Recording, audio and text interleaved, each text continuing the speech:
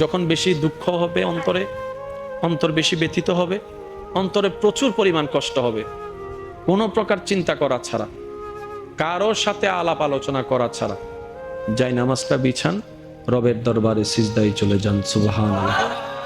চোখটা বন্ধ করেন, চোখের পানি ছাড়তে থাকেন, মন হালকা হতে থাকবে, সিজদায় রবকে বলতে থাকেন, যা বলার বলতে থাকেন, যেভাবে বলার বলতে থাকেন। মনে রাখবেন, আপনার সেই মনের বেতার ভাষা হতে পারে আপনার রক্ত বুঝবে না, আপনার ভালোবাসার মানুষ বুঝবে না, আপনার প্রিয় মানুষ বুঝবে না, কিন্তু আপনি যেভাবেই বলেন না কেন, আপনার প্রত্যেকটা শব্দ আপনার রব্বুল আলামিন বুঝবেই বুঝবে। সুবহানাল্লাহ।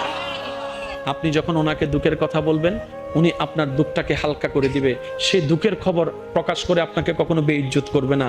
আর আপনি যখন সুখের খবর পেয়ে রবের দরবারে সিজদায় চলে যাবেন, তখন আল্লাহ তাআলা খুশি হয়ে আপনার সুখটাকে আরো বাড়ায় দিবে। লা ইন শাকারতুম